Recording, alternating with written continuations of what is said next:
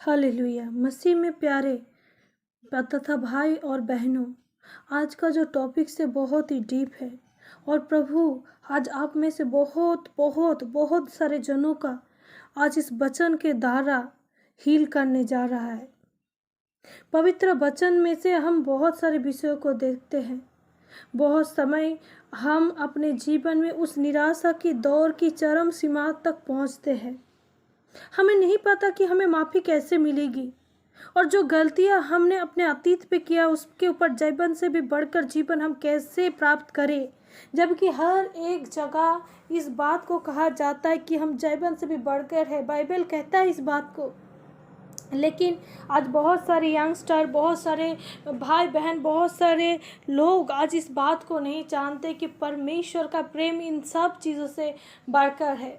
बहुत सारे आज युवा पीढ़ी, तथा मैं ये नहीं कहूँगी केवल युवा पीढ़ी, लेकिन हर एक उम्र के लोग आज व्यभिचार के बंधनों में फंसे हुए हैं।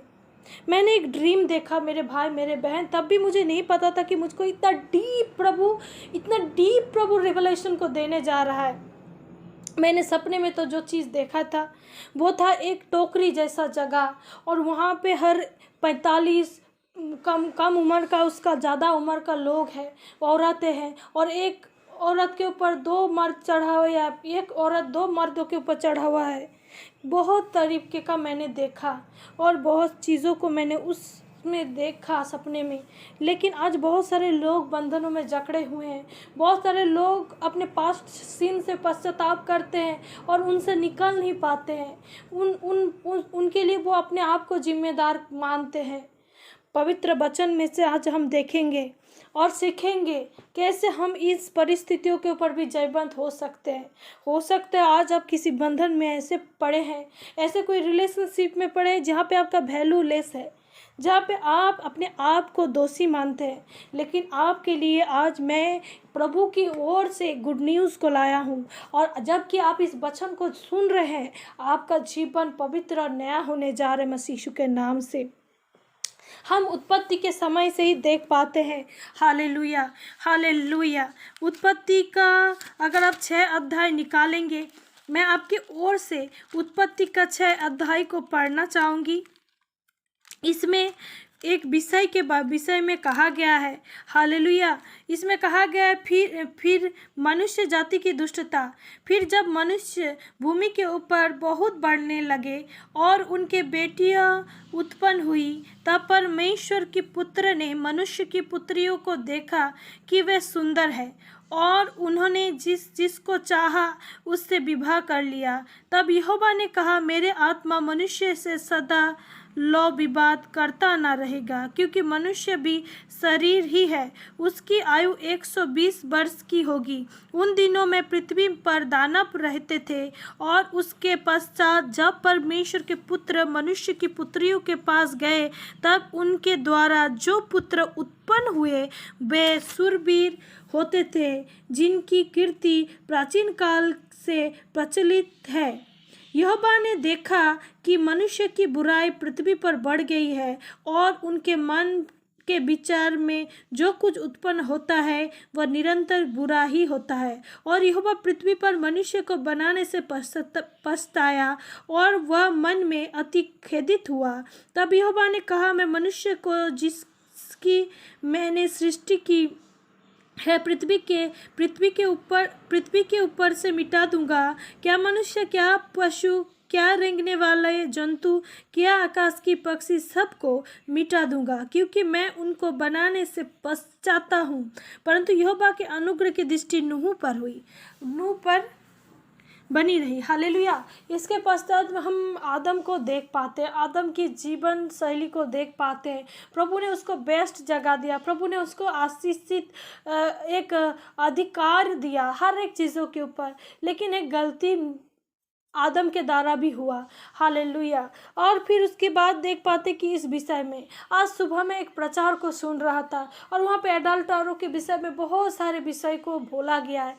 लेकिन मेरा भाई मेरा बहन, प्रभु चाहता है आपको क्षमा करना। अगर आप अपनी गलती से आज पश्चाताप करते हैं तो प्रभु आपको माफ़ी देना चाहता है। हम इस विषय को देखें कि मनुष्य जाति ने पाप किया, मनुष्य जाति ने गलती किया, मनुष्य जाति ने उन तमाम एडल्ट्री को कमिट किया।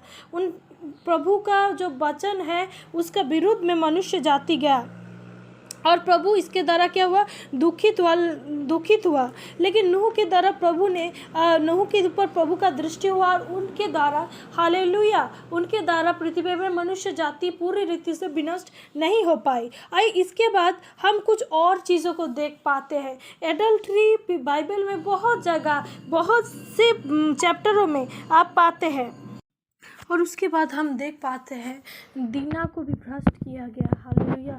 और बहुत सारा जगह में यूसुफ का भाई, हालेलुया, यूसुफ के विषय में उत्पत्ति के अध्याय में कहा गया 37 में कि उसका भाइयों ने जेलस होके उसको डाला।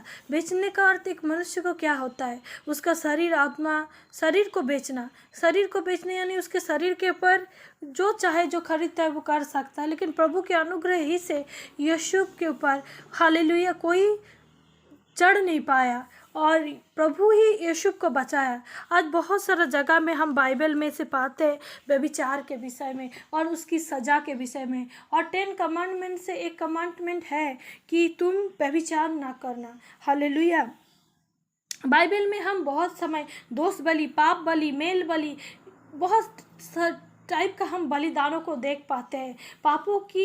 पापों की सज़ा को हम देख पाते हैं। ओ हालेलुया। लेकिन सच में पाप करने से आपके ऊपर दुष्ट का अधिकार तो आता है, क्योंकि पाप करने से आप परमेश्वर की उस कवरिंग से, उस प्रोटेक्शन से हट जाते हैं। हम इस विषय आइए कुछ पदों को देखते हैं। आप लेवीय व्यवस्था में 26 अध्याय उसका 14 से लेकर 18 पद में हम लोग देखते हैं आज्ञा उल्लंघन का दंड। यदि तुम मेरी ना सुनोगे और इन सब आज्ञाओं को ना मानोगे और मेरी विधियों को निकम्मा जानोगे तो तुम्हारी आत्मा मेरे निर्णयों से घृणा करे। हालेलुया। यहाँ पर क्या कहा गया है, यदि तुम मेरी ना सुनोगे और इन सब आज्ञाओं को ना मानोगे जो परमेश्वर ने आपको दिया है, परमेश्वर की आवाज़ को आप नहीं सुनेंगे और उनकी आज्ञाओं को आप नहीं मानेंगे, एक हठीलापन, और मेरे विधियों को निकम्मा जानोगे, परमेश्वर को विधियों को तुच्छ जानना, और तुम्हारी आत्मा मेरे निर्णयों से घृणा करेगी। आपको चिड़पन आएगा परमेश्वर के ऊपर, आप घृणा करेंगे उनको, उसकी उपस्थिति से हटना चाहेंगे, आपको सांसारिक चीज़ों में प्लेजर फील होगा। और यहाँ पर क्या कहा गया देखिए आगे, और तुम मेरी सब आज्ञाओं का पालन ना करोगे। मैं पूरा पद को पहले पढ़ लेती हूँ, उसके बाद आपको विश्लेषण करती हूँ। यहाँ पर 14 से 18 में कहा गया, यदि तुम मेरी ना सुनोगे और ना इन सब आज्ञाओं को मानोगे और मेरी विधियों को निकम्मा जानोगे और तुम्हारी आत्मा मेरे निर्णयों से घृणा करे और तुम मेरी सब आज्ञाओं का पालन ना करोगे वरन मेरी वाचा को तोड़ोगे, तो मैं तुमसे यह करूँगा, अर्थात मैं तुमको बेचैन करूंगा और क्षय रोग और ज्वर से पीड़ित करूंगा और इनके कारण तुम्हारी आंखें धुंधली हो जाएगी और तुम्हारा मन अति उदास होगा और तुम्हारा बीज बोना व्यर्थ होगा, क्योंकि तुम्हारा शत्रु उसकी उपज खा लेगा। और मैं भी तुम्हारे विरुद्ध हो जाऊंगा और तुम अपने शत्रुओं से हार जाओगे और तुम्हारे बैरी तुम्हारे ऊपर अधिकार करेंगे। और जब कोई तुमको खदेड़ेगा, खदेड़ तभी ना होगा, तब भी तुम भागोगे। और यदि तुम इन बातों के उपरांत भी मेरी ना सुनो तो मैं तुम्हारे पापों के कारण तुम्हें 7 गुना ताड़ना और दूंगा। मेरे भाई मेरे बहन, वचन कहता है यदि तुम मेरे ना सुनोगे और इन सब आज्ञाओं को ना मानोगे जो परमेश्वर ने दिया। इसके पहले हम देख पाते हैं परमेश्वर ने उन आज्ञाओं को दिया है मनुष्य जाति को कि तुम ये मत करना। प्रभु ने अपना निर्देश आदम की वाटिका से ही दिया है। प्रभु का आज्ञा तब से देते आया है, प्रभु हमें तब से गाइड करता है। प्रभु ने कहा है जो अगर हम उन चीज़ों को नहीं मानेंगे तो कहता है कि और मेरे विधियों को निकम्मा जानोगे, तब एक एरोगेंट, एक तुच्छ मन, परमेश्वर से घृणा रखने वाला मन उत्पन्न होगा। और क्या कहते हैं, सब आज्ञा को पालन ना करोगे वरन मेरी वाचा को तोड़ोगे। परमेश्वर की वाचा, परमेश्वर के साथ उस रिलेशनशिप को, परमेश्वर के साथ आपका कहा गया कमिटमेंट को, जो परमेश्वर ने वो आज्ञा दिया, अगर उन चीज़ों को आप तोड़ेंगे तो मैं तुमसे यह करूँगा, अर्थात मैं तुमको बेचैन करूँगा। आज बहुत सारे लोगों के मन में शांति नहीं, बेचैनी दौड़ रहा है। लोग इतना सुसाइड क्यों कर रहे हैं? अगर मन में शांति होगा तो जब वो हार जाते हैं, जो उनको कोई समझ नहीं पाता है क्या होता है, अंदर बेचैनी उत्पन्न होता है, एक गिल्टीनेस, एक निकम्मापन, कोई ना समझने वाला एक परिस्थिति, कोई प्रेम ना रखने वाला एक परिस्थिति उनको परेशान करता है। वो क्या होता है, बेचैन होते हैं। लेकिन ये बेचैनी कैसे उत्पन्न होता है? जब कोई परमेश्वर की राहों से हट जाता है, परमेश्वर उसको बेचैन करता है। हालेलुया, ये संकेत है, ये आइडेंटिफाई करने का, अपने शरीर को एक आइडेंटिफाई करने का एक क्या बोलूं फॉर्मूला है। आप अगर अपने अंदर बेचैन है, तुरंत अपने आप को चेक करें कि कहाँ आपसे गलती हुआ। हालेलुया, यहाँ पे कहता है परमेश्वर का वचन, हालेलुया, कि परमेश्वर उसे बेचैन करेगा। और आगे को कहते हैं, और क्षय रोग और ज्वर से पीड़ित करूंगा। उसको क्या होगा? बीमारी, ओ हालेलुया, क्षय रोग, उसका चैन जाता रहेगा, उसमें कोई शांति नहीं रहेगी, उसका मन अशांत रहेगा, वो पीड़ित रहेगा, वो तकलीफ में रहेगा, मन की शांति उसका भंग हो जाएगा। और हालेलुया, मन का शांति तन का जीवन है। अगर आपकी मन शांत है, अगर मन में शांति है तो आपका जीवन शांत है, आपका जीवन आनंदित है। लेकिन अगर मन में असुख है, मन में अशांति है, तो आपका हड्डी भी जल जाता है। मन एक ऐसा चीज है, बाइबल बताती है। और आगे को अगर हम देखते हैं, और उनके कारण तुम्हारी आंखें धुंधली हो जाएगी, आपको कुछ भी नहीं सूझेगा, आपको नहीं पता चलेगा कि क्या करना चाहिए। आप निराश, हताश और भयभीत रहेंगे, आप अपने जीवन से भागना चाहेंगे, और तुम्हारा मन अति उदास होगा, आप पूरा टूट जाएंगे, आप नहीं जान पाएंगे आप क्या करेंगे, आप किस ओर जाएंगे। हालेलुया, और तुम्हारे बीज बोना व्यर्थ होगा। आप जो भी काम करेंगे, अब अगर कुछ दान भी देते हैं, अगर परमेश्वर के लिए कुछ करना चाहते हैं, आज नहीं कर पा रहे, हालेलुया, चेक कीजिए अपने आप को। आपका मन अति उदास हो जाएगा। बीज बोएंगे, बीज लोग क्यों बोते हैं? फसल के लिए। फसल क्यों उगाते हैं हम लोग? खाने के लिए। आपका हर एक परिश्रम व्यर्थ हो जाएगा, आप तकलीफ में, आप पीड़ा में होंगे। हालेलुया,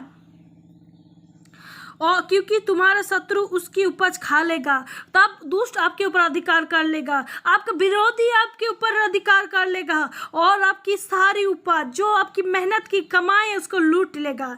और आगे को कहता है, और मैं भी तुम्हारे विरुद्ध हो जाऊंगा। परमेश्वर आपके विरुद्ध हो जाएंगे और तुम अपनी शत्रु से हार जाओगे। एक जयवंत जीवन, पवित्रताई, एक जयवंत जीवन, हालेलुया, आप नहीं लीड कर पाएंगे। और आगे को कहता है, और तुम अपने शत्रु से हार जाओगे, और तुम्हारे बैरी तुम्हारे ऊपर अधिकार करेंगे, और जब कोई तुमको खदेड़े भी ना होगा तब भी तुम भागोगे। आप भागेंगे अपनी परिस्थिति से, आप भागेंगे अपनी हालातों से, आप भागेंगे अपने आप से, अपनी थॉट से, अपनी चिंताओं से। आप जर्जरित हो जाएंगे, आपको कैप्चर हो जाएगा, पूरा सारा चीज आपको कैप्चर कर लेगा, और आप एक बंधन में फंसे हुए और जकड़े हुए व्यक्ति के न्याय, हालेलुया, आप फंसे रहेंगे। और यहाँ पर आगे को कहता है, और यदि तुम इन बातों के उपरंत भी मेरी ना सुनो, तो मैं तुम्हारे पापों के कारण तुम्हें 7 गुना ताड़ना और दूंगा। परमेश्वर आपको और 7 गुना ताड़ना देगा कि इसके बाद भी अगर आपने मन आप परमेश्वर की ओर ना फिराए। मेरे भाई मेरे बहन, बहुत सारे जगह परमेश्वर नहीं चाहता कि मनुष्य उसके विरोध में जाए। परमेश्वर चाहता है कि मनुष्य उस शांति, सुख और चैन से जीवन बिताए। इसीलिए तो परमेश्वर ने आदम को बनाया, एक छोटा गॉड के जैसा उसको बनाया। उसको हर एक बगीचा के फलों के ऊपर, पशुओं के ऊपर, जीव जंतु के ऊपर, उस जगह के ऊपर अधिकार दिया। उसको बिना पहरा पहले घूमने दिया, लेकिन मनुष्य ने परमेश्वर की आज्ञा को तुच्छ जाना। परमेश्वर ने अपनी लालसा को साधन किया और परमेश्वर से सम्मुख एक दूसरे के ऊपर दोष लगाया। लेकिन मनुष्य चाहता तो माफ़ी भी मांग सकता था उस समय ना। Hallelujah, hallelujah, hallelujah. और इसके बाद हम देख पाते हैं हालेलुया दाऊद के विषय में, जो अपने पत्थर से गोलियत नामक राक्षस का सामना करता है, जिसके तलवार का कोई चूक नहीं है, अचूक है। वो परमेश्वर की सामर्थ्य से बोलता है कि तू कौन है गोलियत, जो परमेश्वर की लोगों को ललकार है, जो परमेश्वर को ललकार रहा है, और एक पत्थर से वो गोलियत नामक राक्षस को गिरा देता है। दाऊद ने बहुत सारे युद्ध को लड़ा, लेकिन दाऊद से भी एक जगह गलती हो गया। हालेलुया। हम देख पाते हैं बाइबल में से कि दाऊद ने भी गलती किया। ओ रिबाला बखरा बशके रबे, हाँ दाऊद ने भी गलती किया। और इस विषय में हम पाते हैं दाऊद का दूसरा सामुएल उसका 11, दाऊद और बत्शेबा। फिर जिस समय राजा लोग युद्ध करने को निकला करते हैं, उस समय अर्थात वर्ष के आरंभ में दाऊद ने योआब को और उसके संग अपने सेवकों और समस्त इज़राइलियों को भेजा, और उन्होंने अम्मोनियों का नाश किया और रब्बा नगर को घेर लिया। परंतु दाऊद यरूशलेम में रह गया। सांझ के समय दाऊद पलंग पर से उठकर राजभवन की छत पर टहल रहा था, और छत पर से उसकी एक स्त्री जो अति सुंदर थी नहाती हुई देख पड़ी। जब दाऊद ने भेजकर उस स्त्री को पूछवाया, तब किसी ने कहा, क्या ये एलीआम की बेटी और हित्ती उरिय्याह की पत्नी बेतशेबा नहीं है? तब दाऊद ने दूत भेजकर उसे बुलवा लिया, और वो दाऊद के पास आई और वो उसके साथ सोया। वो तो ऋतु से शुद्ध हो गई थी। तब वो अपने घर लौट गई और वह स्त्री गर्भवती हुई। तब दाऊद से कहला भेजा कि मुझे गर्भ है। हाँ देखिए, यहाँ पर दाऊद के विषय में हम पाते हैं, दाऊद जो परमेश्वर की उपस्थिति में परमेश्वर की आज्ञा का पालन करता हुआ चला, लेकिन उसने भी एक जगह गलती किया, उसने भी एक जगह चूक कर दिया। और उसके बाद हम देख पाते हैं कि दाऊद को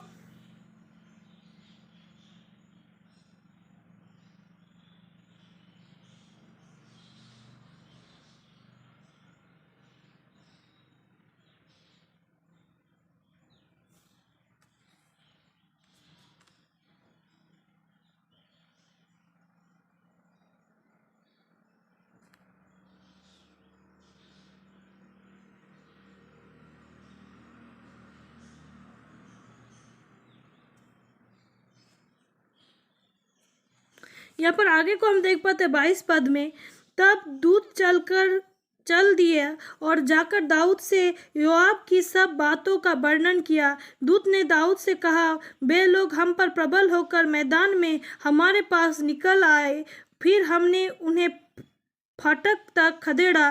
तब धनुर्धरियों ने शहरपनाह पर से तेरे जनों पर तीर छोड़े, और राजा के कितने जन मर गए, और तेरा दास उरिय्याह हित्ती भी मर गया।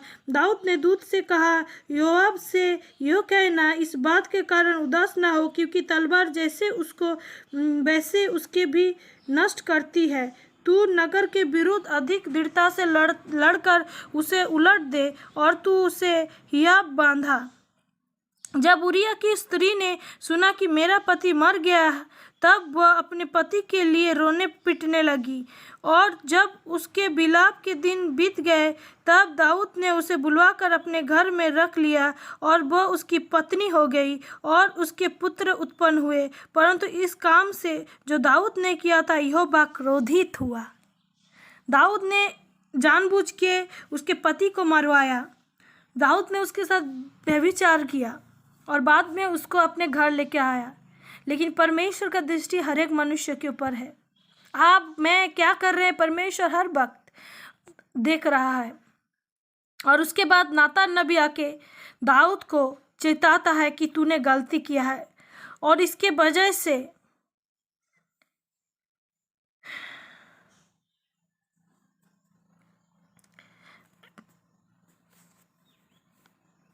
दाऊद के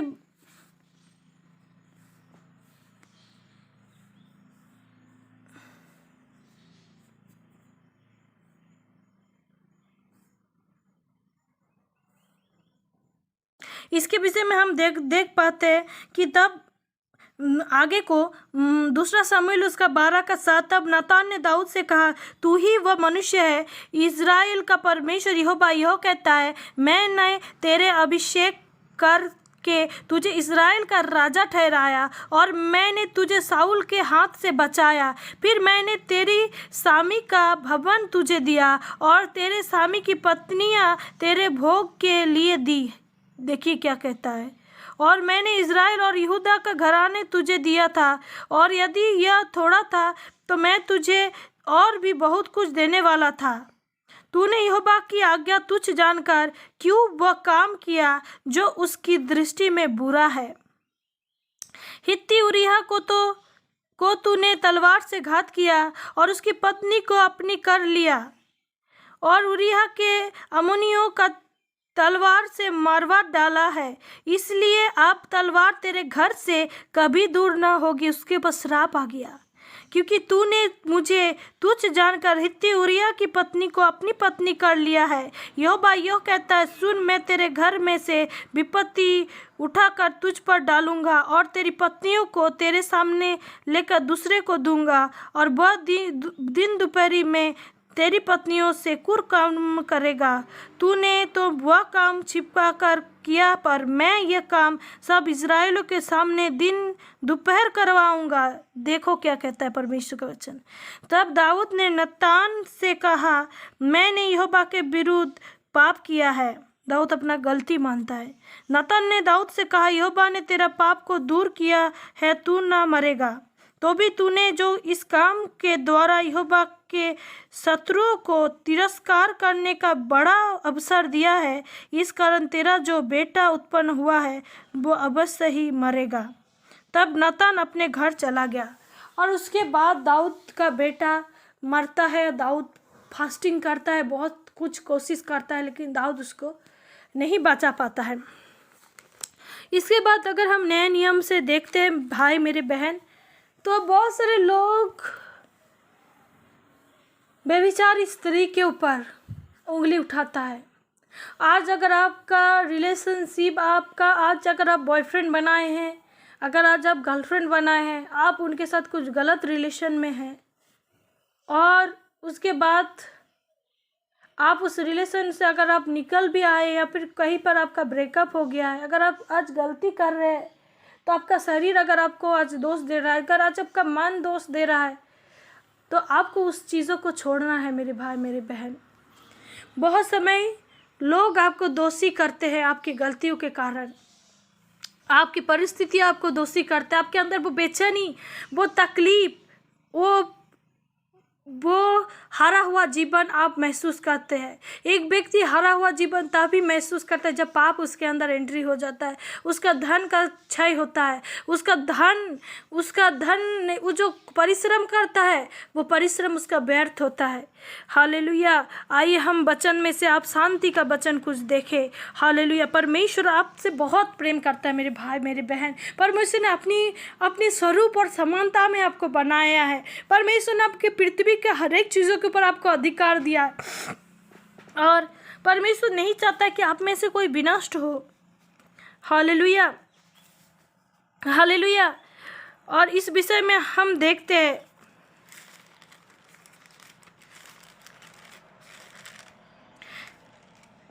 यूहन्ना रचित सुसमाचार उसका 3 अध्याय उसका 16 पद, क्योंकि परमेश्वर ने जगत से ऐसा प्रेम रखा कि उसने अपना इकलौता पुत्र को दे दिया ताकि जो कोई उस पर विश्वास करे वह नष्ट ना हो परंतु अनंत जीवन पाए। परमेश्वर ने आपसे प्रेम किया, आपकी गलती, आपकी पाप, आपकी गंदगी को रहते भी उसने आपसे प्रेम किया। उसको वो चाहता है कि आप विनष्ट ना हो, क्योंकि वो समझता है कि पाप मनुष्य के पूरे हड्डी हड्डी को सड़ा देता है, मनुष्य के जीवन को तच नच कर देता है, उसको उलट पुलट कर देता है। हालेलुया।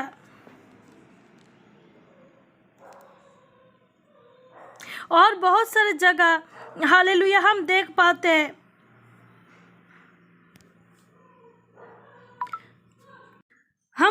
हैं, यूहन्ना रचित सुसमाचार उसका 5 अध्याय और 14 पद में यीशु ने एक 38 वर्ष के रोगी को चंगा किया। वो 38 वर्ष के रोगी घूम रहा था, लेकिन उसको नहीं पता था कि कौन मुझको चंगा किया।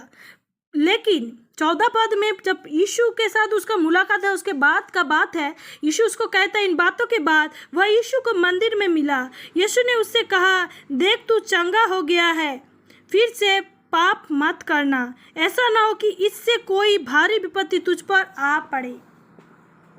वो मंदिर में किस लिए गया था? चंगाई पाने के बाद परमेश्वर को ढूंढने गया था।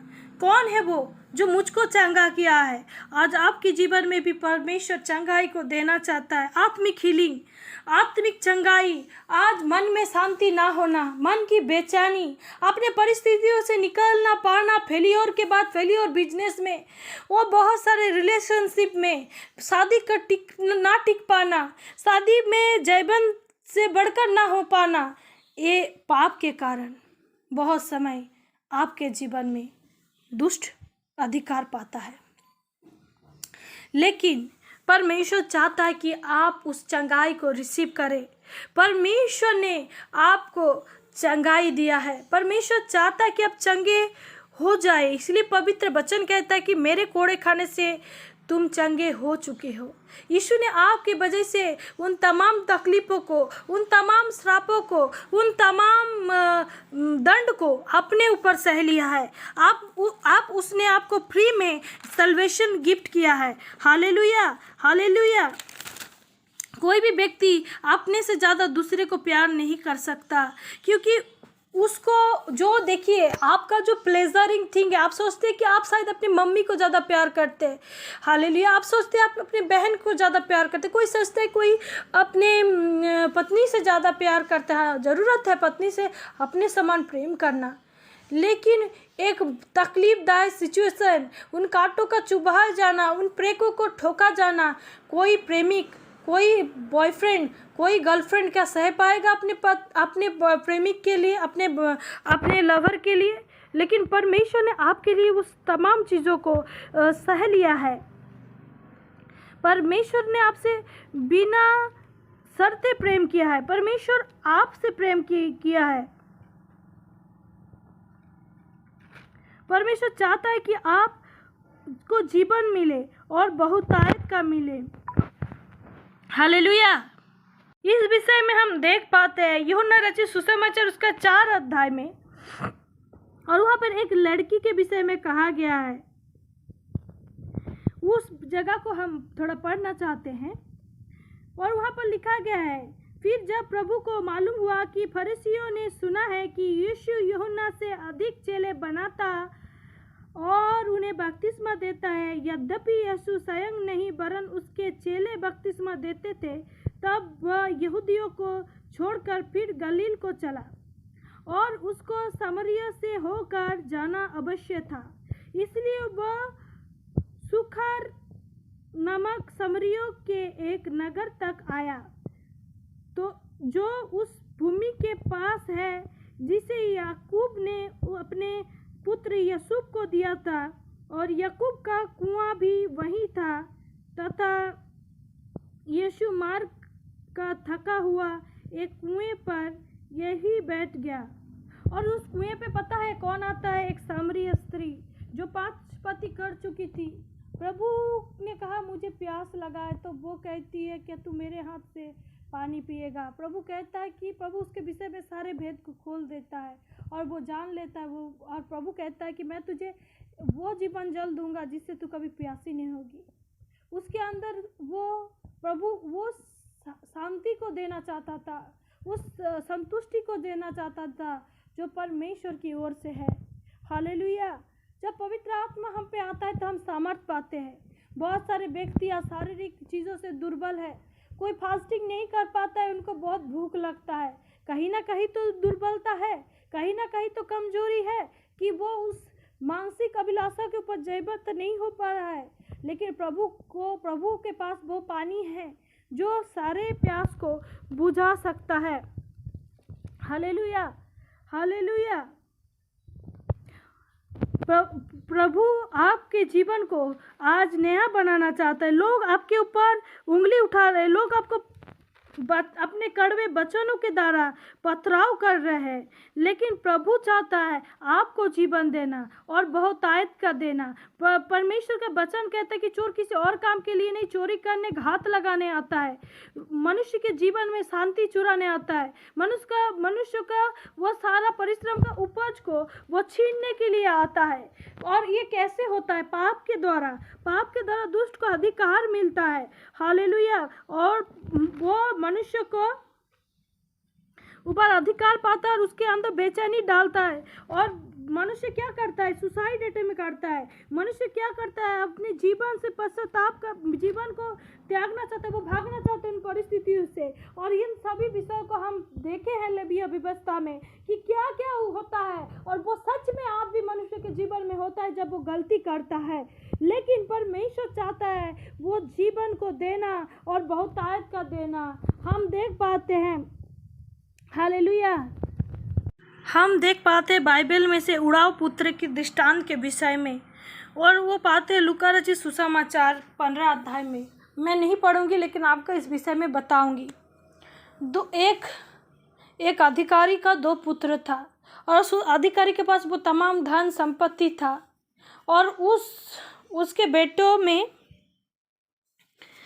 हालेलुया, छोटे बेटे ने कहा कि मेरा संपत्ति जो मेरे नाम में है, वो मेरे नाम, जो संपत्ति मेरे मतलब अधिकार में है, उसको मेरे नाम कर दे।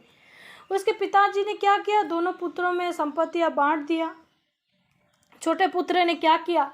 वो गलत काम किया, वेश्या में और दुनियादारी की बातों में पैसे को खा पी के उड़ा दिया।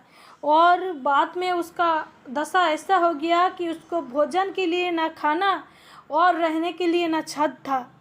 पाप जब किसी के अंदर एंटर करता है, उसका सारा धन, उसका सारा मन का सुख और सारा चैन उसका खा जाता है, और उसको कंगालपन की एक ऐसी दशा में छोड़ देता है कि वहाँ से मौत और तकलीफ और पीड़ा ही मनुष्य को मिलता है। और वो उड़ाव पुत्र पूरा हार चुका था, लेकिन वो एक दिन रियलाइज़ किया कि आज मेरा परिस्थिति क्या है, और मेरे पिता के घर में तो इससे बेटर नौकर चाकर खाते हैं जो मेरा परिस्थिति आज है।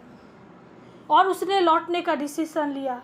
मेरे भाई, मेरे बहन, आप में से आज बहुत सारे लोग व्यभिचार के गंदे स्वभाव में, गंदगी के परिस्थिति में फंसे हुए हैं। बहुत सारे लोग जब मुझसे बात करते हैं कि सिस्टर, मैं आज इतने पैसे का कर्जदार बन चुका, मैं नहीं निकाल पा रहा हूँ, मैं क्या करूँ। और बहुत सारे लोग आज व्यभिचार में फंसे हुए पाते। लेकिन पवित्र वचन कहता है कि अगर आज आप डिसीजन लेते परमेश्वर की ओर फिरना, तो परमेश्वर दौड़ के आके आपको चूम लेगा, वो आपको गले से लगाएगा। क्योंकि जब कोई पापी मन फिराता है, वचन कहता है स्वर्ग में आनंद मनाया जाता है। तो इससे हमें पता चलता है, हालेलुया, कि स्वर्ग तथा परमेश्वर चाहता है कि पापी बचाया जाए। लोग पाप, प्रभु यीशु कहता है कि मैं जगत के पापियों के उद्धार के लिए आया हूँ। परमेश्वर का वचन कहता है कि प्रभु यीशु कहता है कि मैं इसलिए आया हूँ ताकि तुम्हें जीवन मिले और बहुतायत का मिले। आइए देखते हैं एक सामरी स्त्री के विषय, एक व्यभिचारी स्त्री के विषय में, जो पाते यूहन्ना का 8 अध्याय में। और उस व्यभिचारी स्त्री किसी पुरुष से, हालेलुया, व्यभिचार करते हुए पकड़ी गई थी। फरीसी एक स्त्री थी, और उसको क्या हुआ? शास्त्री व्यभिचार में वो लड़की क्या हुई थी, पकड़ी गई थी। लेकिन वो पुरुष कहाँ गया? लड़की तो आपके लिए व्यभिचार नहीं कर सकती थी, वो व्यभिचार में पकड़ी गई थी। और उसको क्या हुआ, समाज के लोग, समाज के अधिकारी उस लड़की को लेके आए मसीह यीशु के पास। और उस समय क्या हुआ, यीशु मसीह कुछ लिख रहे थे, जो झुक के भूमि पर उंगली से कुछ लिखने लगे। और वो लोग यीशु मसीह को मतलब अपने बातों में फंसाने के लिए यीशु मसीह को बोल रहे हैं कि बोल इसके साथ क्या दंड दिया जाए। और इस विषय में हम थोड़ा पढ़ते हैं तो आपके पास ये वचन क्लियर होगा। यूहन्ना रचित सुसमाचार उसका 8 अध्याय पहले से 11 पद तक। परंतु यीशु जैतून के पहाड़ पर गया। भोर को वह फिर मंदिर में आया। सब लोग उसके पास आए और वह बैठकर उन्हें उपदेश देने लगा। तब शास्त्री और फरीसी एक स्त्री को लाया जो व्यभिचार में पकड़ी गई थी, और उसके बीच में खड़ा हो करके यीशु से कहा, हे गुरु, यह स्त्री व्यभिचार करते पकड़ी गई है। व्यवस्था में मूसा ने हमें आज्ञा दी है कि ऐसी स्त्रियों पर पथराव करे। अतः तू इस स्त्री के विषय में क्या कहता है? उन्होंने उसको परखने के लिए यह बात कही ताकि उस पर दोष लगाने के लिए कोई बात पाए। परंतु यीशु झुककर उंगली से भूमि पर लिखने लगा। जब वे उससे पूछते ही रहे तो उसने सीधे होकर उनसे कहा, तुम में जो निष्पाप हो वही पहला उसको पत्थर मारे। और फिर झुककर भूमि पर उंगली से लिखने लगा। परंतु वे यह सुनकर बड़े से लेकर छोटे तक एक एक करके निकल गए, और यीशु अकेला रह गया और स्त्री वही बीच में खड़ी रह गई। यीशु ने सीधे होकर उससे कहा, हे नारी, वे कहाँ गए? क्या किसी ने तुझ पर दंड की आज्ञा ना दी? उसने कहा, हे प्रभु, किसी ने नहीं। यीशु ने कहा, मैं भी तुझ पर दंड की आज्ञा नहीं देता। जा और फिर पाप ना करना। प्रभु ने आज्ञा दिया उसके बाद कि तू अब फिर से पाप ना करना। प्रभु चाहता है आपको मौका देना। प्रभु नहीं चाहता कि आप विनष्ट हो। प्रभु आपको प्रोटेक्ट करना चाहता है। और यीशु मसीह से इस लड़की का मुलाकात हुआ। यीशु मसीह इसलिए आया ताकि आपको जीवन मिले, बहुतायत मिले। अगर आज आपको ये वचन सुनाई दे रहा है तो ये जान लीजिए यीशु मसीह आपके जीवन में आया है। वो आपको एक नई शुरुआत और एक नया मौका देना चाह रहा है। वो आपकी ओर से युद्ध को लड़ेगा और ऐसा बात को कहेगा कि दुष्ट के पास आपको आक्रमण करने के लिए कोई भी उसका हथियार काम नहीं आएगा। और इसी विषय में एक वचन को मैं आपकी ओर से पढ़ना चाहूँगी। यशायाह का पत्री उसका 54 का 17 पद, उसमें लिखा गया है कि जितने हथियार तेरे हानि के लिए बनाए जाए उनमें से कोई सफल ना होगा, और जितने लोग मुद्दा है कि तुझ पर नालिश करे उन सबों से तू जीत जाएगा, क्योंकि यहोवा के दासों का यही भाग होगा और वो मेरे कारण धर्मी ठहरेंगे। आज आपका धर्मी ठहरना प्रभु यीशु मसीह की ओर से है। बहुत सारे लोग सोचते हैं कि मैंने शारीरिक पाप नहीं किया, लेकिन मन के द्वारा बहुत समय आपको मन दोषी ठहराता है। आप किसी की ओर देखने के द्वारा बहुत समय आप पाप करते हैं, लेकिन प्रभु यीशु मसीह चाहता है कि आपके मन को शुद्ध करके आपको परमेश्वर की उस पवित्र राहों पे चलाना।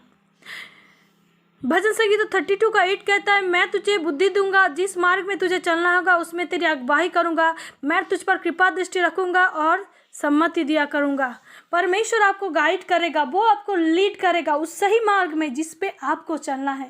तो अगर आज आप थका हुआ और हरा जीवन जी रहे हैं, अगर आप बिजनेस में, जॉब में, अपनी मैरिटल लाइफ में, अपने रिलेशनशिप में फेलियर है, अगर आज आप सोच रहे कि आप सुसाइड कमिट करके आप इन परिस्थिति से निकल पाएंगे, अगर आज आप भाग रहे हैं, एक भगोड़े की तरह जीवन जी रहे हैं, तो जरूरी है आपको परमेश्वर के निकट आना। आदम का 2 बेटा था और एक बेटे ने एक बेटे का मर्डर कर दिया। कैन ने हाबिल का मर्डर कर दिया, और उसके बाद देखते हैं कैन को दंड के रूप में भगोड़े का लाइफ मिला। आज बहुत सारे लोग भगोड़े की तरह जी रहे हैं, लेकिन यीशु मसीह इसलिए इस पृथ्वी में आया ताकि आपको जीवन मिले और बहुतायत का मिले। वो आपको जीवन देना चाहता है, वो एक गवाही के रूप में आपको खड़ा करना चाहता है। मैं आज आपसे विनती करती हूँ, मेरे भाई मेरे बहन, अपने हृदय दे, परमेश्वर के निकट आए, भागिए मत। परमेश्वर के निकट आके अपनी हर एक गलती को मान ले तो वो आपको क्षमा करेगा, वो आपको नया जीवन देगा, वो आपको आशीष करेगा। परमेश्वर के वचनों को पढ़े और सुने जाने से आप में से हर एक को आशीष मिले, प्रभु यीशु मसीह के सामर्थी नाम से, आमीन। हालेलुया।